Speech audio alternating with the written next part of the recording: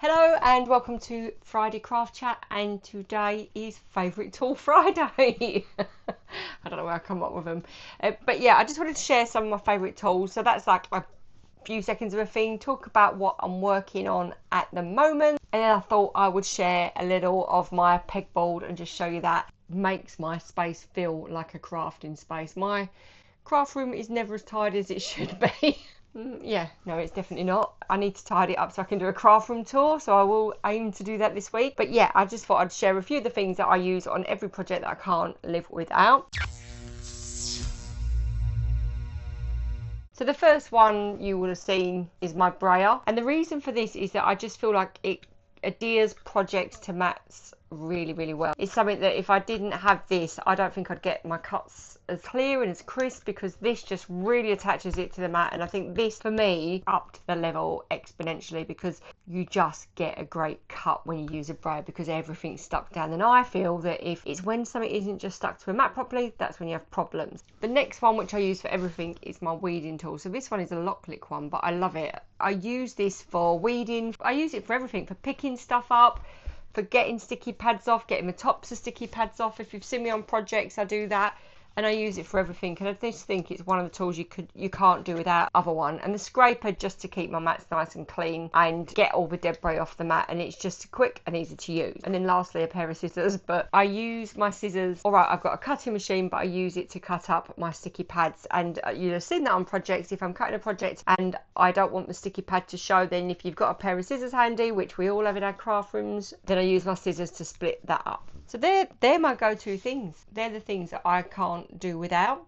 What I've been working on this week, I've been working on print and cut. Even though I make so many alphabets, print and cut is by far my favourite project, my thing that I really love doing more than anything. So this week I really wanted to master getting print and cut stickers more refined. So by more refined, I mean it's really easy to make a print and cut sticker sheet, and you don't need Cricut Design Space Access for that. But if you want to make kiss cut and die cut, then that was a problem. So that I've kiss cut it and I've die cut it. Or in the mini versions, if you want to make mini stickers, take the middle of the donut, you can see there that I've kiss cut and die cut it in one, so that you've got a sticker within a sticker. And that has really been bugging me, that I just couldn't master that. And I don't use the Access. I design my own files, and if like you use free files from crafters like myself and some of the crafters I mentioned last week, then it's a lot of money to pay just to have that access to one thing. But I've mastered it and I'm really pleased with that. And I posted a video this week and got that live, and that takes you through the process of how to create print and cut and die cut stickers in one go. I'm really pleased with that. I am going to create a tutorial for the donuts, because this was the next project I made, and that is what I've been working on today. And I made these donuts out of a circle and an oblong in Design Space. So I started with a circle and an oblong, and we ended up with die cut and print cut. That is such a mouthful. Stickers of donuts, and they're so easy. I know that that's all I ever say, but they are, and I think you're finding that now. If you've been following me for the last month or two, then thank you so much. And I think you are finding, or I hope you are finding, that it's all easier than it looks. It's more the overwhelm than the thought of doing it than actually doing it. So I hope you are finding that, and please do let me know in the comments if that's the case, and if there's anything that I've done that helps you, even one thing, I'd be so grateful. I also made an SVG version, but again, that is made out of a circle and an oblong. It's just about putting your mind into a different place and looking at that pair of scissors as if it was a shape. So what shapes are in that? And when you start looking at stuff as if it's a collection of shapes, you can make anything out of shapes. It's actually quite remarkable how it's quite easy. I'm probably going to challenge myself here, but my aim is I'm going to try and do a video every week, and I'm going to try and make something new out of a shape, and I'm going to build up a playlist of shape. I did it in one of my early tutorials of I think it was the first week of my Cricut for beginners, and I made a few different shapes out of things. But I'm going to do a standalone one every week of, I'm going to get a couple of shapes and I'm going to choose an item, and I'm going to make a print and cut and a SVG out of a shape. My aim is that we end up with a huge repertoire of all things that we make out of shape, so that if you want to make a cake topper with a donut or with an ice cream, you can think, right, how do I make that? And it'll be there ready for you. And if there's anything that you really want to make and you're burning to make, do let me know and I'll have a go. And I'm quite sure that I might get some real challenges there, but I'm up for a challenge.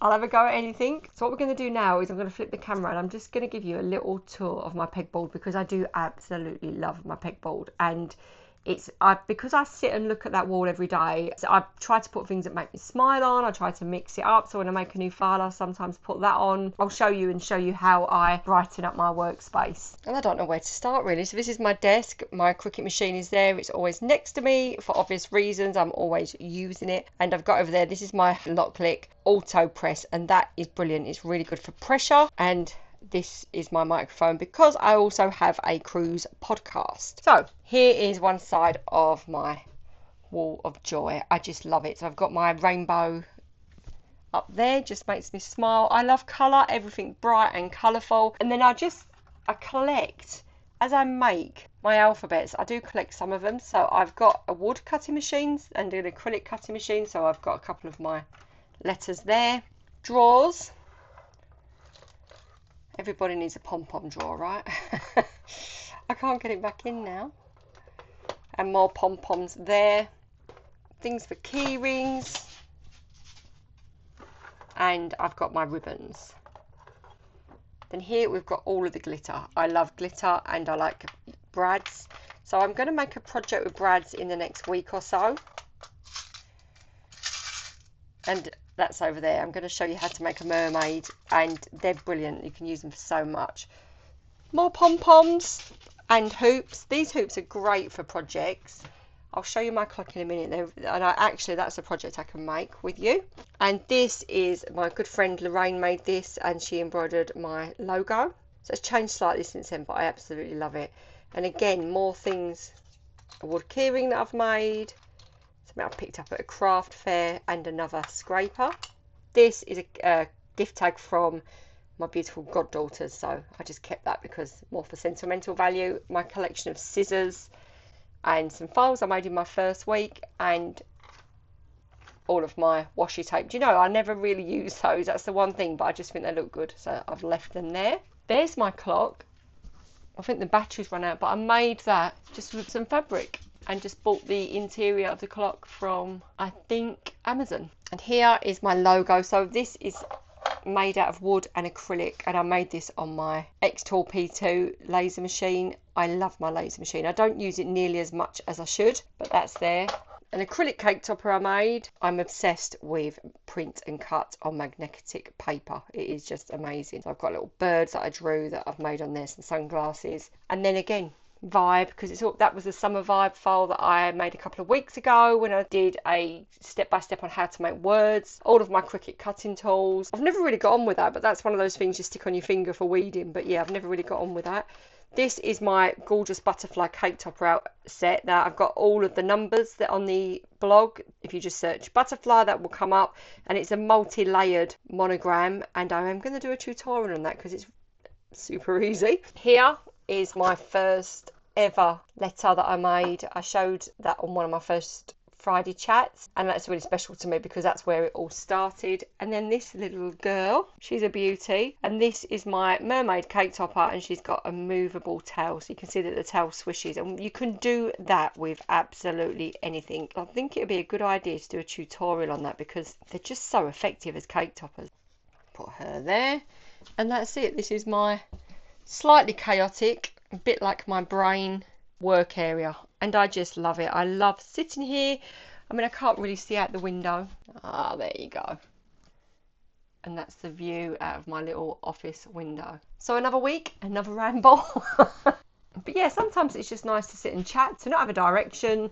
I mean, I don't know if anybody's into cruising and listens to our cruise podcast, Magically Cruising. It never, ever has an agenda or a schedule, or we start with a topic, but we never stay to topic. I think that's just me all over. If there's anything on the wall that you've seen that you think, oh, I'd like to have a go at that, then let me know and I will show you. But also, going forward, this for me is a real focus. Creating, using shapes to create anything we want. And we can do that because it's doable. So please do let me know. Drop a comment, let me know, and let me know what you'd like me to have a go at and see if I can do it. Thank you so much for watching along, putting up with my Friday ramble. I don't know what else to call it. I hope you have an amazing weekend or week, whatever day it is for you when you're watching this. Happy crafting, and I will see you next time.